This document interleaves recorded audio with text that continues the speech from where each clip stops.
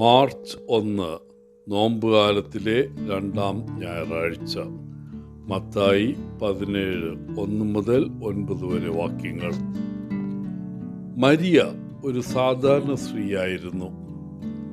അവൾ തൻ്റെ അമ്മയോടൊപ്പം ഒരു ചെറിയ അപ്പാർട്ട്മെൻറ്റിലാണ് താമസിച്ചിരുന്നത്. അത്ര ചെറുപ്പമോ അല്ലെങ്കിൽ പ്രായമോ അവൾക്കില്ല. വളരെ ഉയരം കുറഞ്ഞവളോ ഉയരമുള്ളവളോ അല്ല. പ്രത്യേകിച്ച് സുന്ദരിയോ വിരൂപയോ ആയിരുന്നില്ല. ഒരു ശരാശരി സ്ത്രീ. ആരും അവളെ അത്ര അധികം ശ്രദ്ധിച്ചിട്ടില്ല. അവളൊരു ചെറിയ കമ്പനിയിൽ സെക്രട്ടറിയായി ജോലി ചെയ്യുകയായിരുന്നു. ഒരു സുപ്രഭാതത്തിൽ ജോലിക്ക് പോകുന്ന വഴിയിൽ തെരുവിൽ ഒരു പുതിയ തൊപ്പിക്കട കണ്ടു. അവൾ അകത്തേക്ക് ചെന്നു.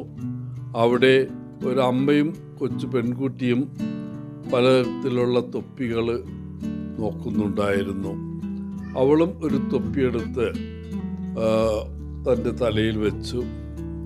അവൾക്ക് വളരെ ഇഷ്ടപ്പെട്ട വർണ്ണം. അവളത് ധരിച്ചപ്പോൾ മരിയെ കണ്ട ആ കൊച്ചു പെൺകുട്ടി തൻ്റെ അമ്മയോട് പറഞ്ഞു, അമ്മേ, ആ സ്ത്രീ ആ തൊപ്പി വെച്ചപ്പോൾ എത്ര സുന്ദരിയായി കാണപ്പെടുന്നു. കുട്ടിയുടെ അമ്മയും പറഞ്ഞു, ശരിയാണ്, ഈ ഹാറ്റ് നിങ്ങൾക്ക് വളരെ മനോഹരമായി ഇണങ്ങുന്നുണ്ട്. അവിടെ കടയിലുണ്ടായിരുന്ന മറ്റൊരാളും പറഞ്ഞു, ഈ ഹാറ്റുമായി നിങ്ങൾ വളരെ സുന്ദരിയായി കാണപ്പെടുന്നു. മരിയ കണ്ണാടിയിലേക്ക് നോക്കി.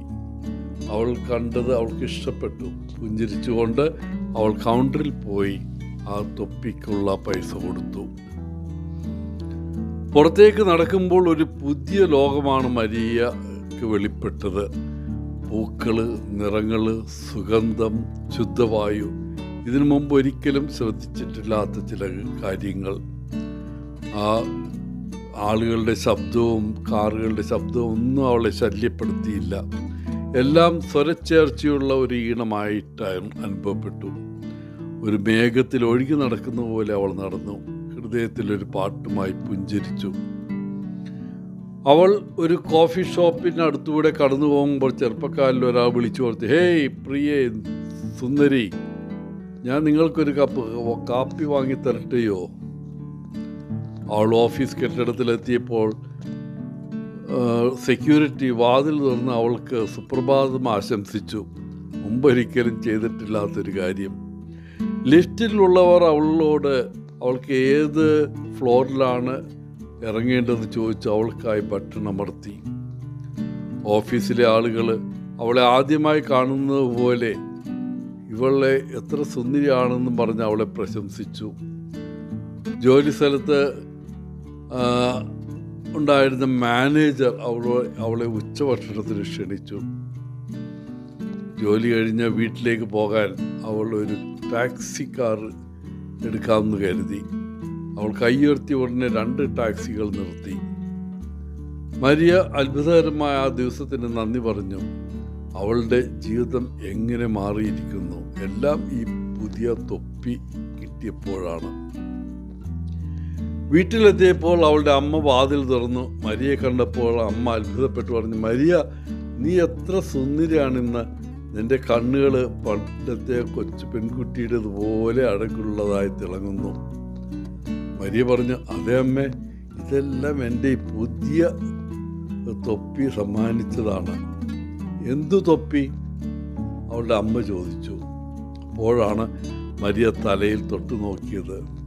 അവളുടെ ജീവിതം മാറ്റിമറിച്ച ആ തൊപ്പി അവിടെ ഇല്ല.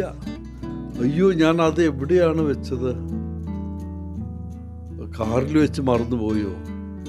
അല്ലെങ്കിൽ ഉച്ചഭക്ഷണത്തിന് ഹോട്ടലിൽ പോയപ്പോഴോ? ഓഫീസിലോ?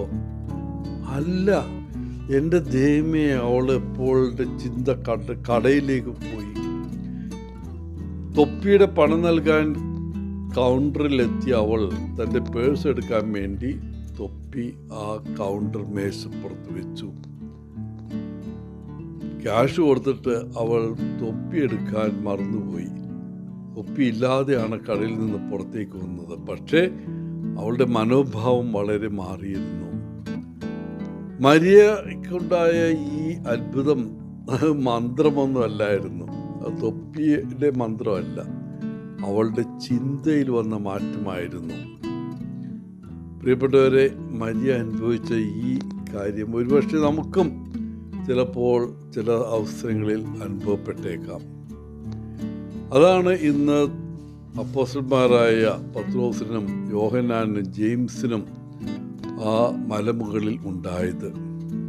കുറച്ച് നിമിഷത്തേക്ക് അവർ തങ്ങളുടെ ലോകമല്ല മറ്റൊരു ലോകം കാണുന്നതായി അവർക്ക് അനുഭവപ്പെട്ടു.